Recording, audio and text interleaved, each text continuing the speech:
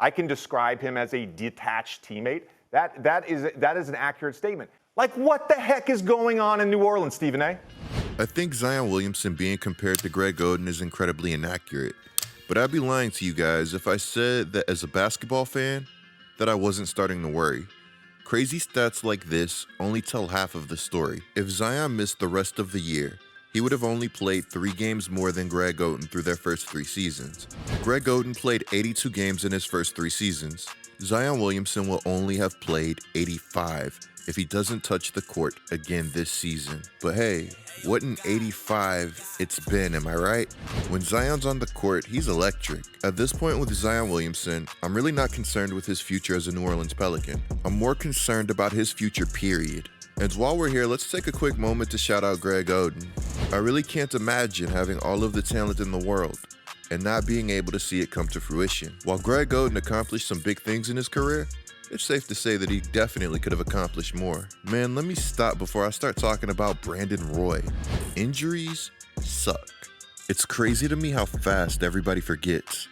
Zion's third to last game in 2021, he would drop 37 points, 8 assists, and 9 boards versus the Minnesota Timberwolves. He would do this on an unbelievable 14 of 17 from the field. This might sound like a contradiction, but I'm not trying to make it one. Do you know how hard it is to give somebody 37 points in the NBA on all twos? Everybody knows where Zion wants to go when he's on, but they just can't stop him. And that's truly terrifying. Zion Williamson is literally a generational talent. He's somebody that has the potential to change the direction of an entire franchise. But the daunting reality for Pelicans fans is that he really just might not want to. And as a Pelicans fan, that's tough to say. At this stage of Zion Williamson's career, I really want him to do whatever makes him happy and whatever gets him to return to the court the fastest. The reality of things is that you just never know what somebody's going through. I've seen a lot of people draw parallels to what's going on with Zion Williamson to what happened early on in Joel Embiid's career. To quote Embiid, "You look back at my first year, after the surgery, I lost my brother at that time too. Going back to Cameroon, I really wanted to stop playing basketball and retire. At that point, you just had surgery, and everybody is talking about you're not going to make it. Second year, you get another surgery that makes you miss 2 years in a row. All the stories coming out every day. Joel is 300 pounds, media talking down on you. It was tough. I had to go through a lot. I'm glad I kept pushing through with the help of everybody around me." I feel like as basketball fans, we have the ability to be incredibly short-sighted. There are a lot of Pelicans fans that are still mad at the way that Anthony Davis left. And while I can't blame the fans because the way that he left was ugly, I could never stay mad at him. He gave New Orleans enough time to figure things out. For whatever reason, luck just wasn't on our side. While the Pelicans are heavily criticized for the Anthony Davis era, the fact of the matter is that the New Orleans Pelicans had some talented teams. You can't sit here and tell me that Boogie and AD would have never made noise in the playoffs. I remember a former player that said Anthony Davis was looking for reasons to stay when he walked out of the door. Though that may have been damage control, it sounded good to me. On the serious side of things, commitment to New Orleans can go a very long way. If you embrace the city will embrace you. A few years ago during an ESPN interview, Zion even reiterated those words, calling it one of the truest statements that he'd ever heard. I still remember it like it was yesterday. Zion had the city going bonkers. Oh yeah, and we had just acquired one of my favorite players in Lonzo Ball. Man, you couldn't tell me anything. Early February, a report dropped saying that Zion Williamson continues to progress well, anecdotally at least. He feels very good. Trajan was just with them last weekend and was really encouraged on how he is. We hope towards the end of next week and maybe the beginning of the following week that we'll get some imaging done and get a better update. So it's hard to give you anything other than what we see, said Pelicans VP David Griffin. A week later, another report would drop. This time, it would be from Jeff Duncan. He stated that, "I think we read a lot into Zion being in town.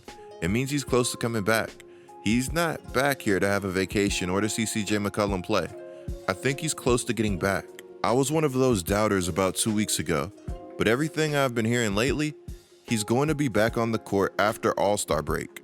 Tell me how exciting that will be for the local fan base. You make this big trade for McCollum, Then you get the big guy back on the court. I'm sure it's going to take him a little while to get back into basketball shape, but it's a very positive development. The fact that he's back here and everything I'm hearing, they expect him to play this season.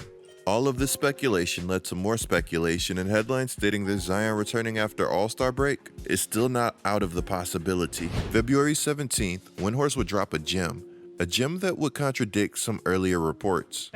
He went away from the team. He hasn't been around the team in 6 weeks.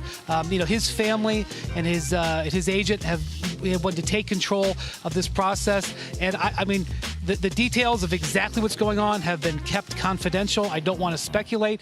His family and agent have taken control of this whole process? Where have we seen something like this happen before?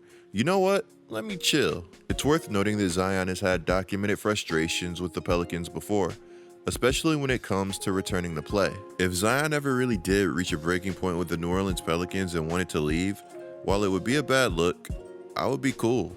Before the trade deadline, the New Orleans Pelicans would trade for CJ, a move that I'm sure the team made with Zion Williamson in its sights.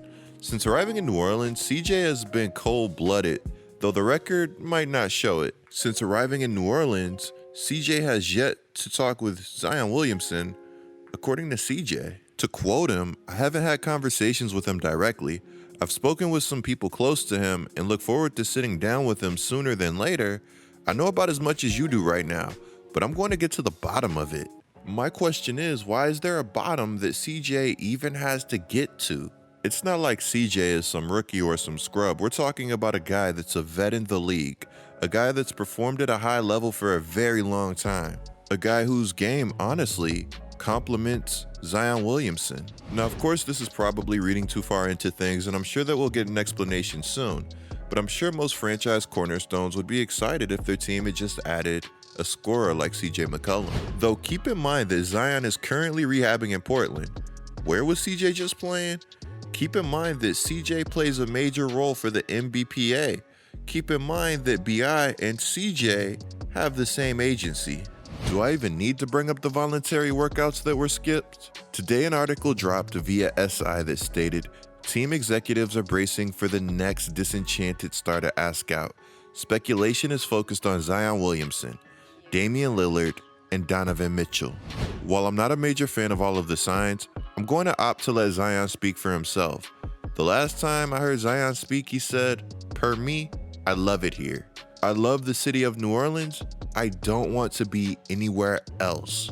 I know the comments are going to be on my head for this video. All I ask is that you guys take it easy on me. I am a Pelicans fan who loves the upcoming NBA draft. And while I love CJ McCollum and what he brings to the New Orleans Pelicans, I'm a little sad that we only get our pick if it's top 4. Is this a bad time to bring up that I miss Josh Hart? A major shout out to CJ though. He's been showing major love since arriving in the city. As a matter of fact, per CJ McCollum, the Pelicans are a situation that he requested. He wanted to come in and be our vet. Do I even need to talk about the impact that a high-level vet can have in the NBA? I can't believe Stephen A really tried to say that he felt bad for CJ for going to New Orleans. I don't know what New Orleans did to the media, but it really does feel like they hate us, and I think that's obvious. You want to know what else is obvious? That the Pelicans have gone through great hoops to try to keep Zion happy. It's so crazy. I think the pressure is starting to move off of the Pelicans and more onto Zion Williamson. And that's not to say that he hasn't dealt with a ton of pressure already. Do you guys think that there's any chance that CJ's All-Star Weekend quote was strategic? If you don't think that was strategic, what about the Pelicans sending out this season ticket renewal email? The Pelicans list some of its core players in this email, but they don't list Zion Williamson. Now, of course, there are multiple logical reasons as to why they might not list Zion, but I'm curious to know what your thoughts about this are down in the comments below. I wonder what Zion could fetch in a trade right now. With his unfortunate injury concerns, there's no chance he thinks of taking the qualifying offer, right guys? Right?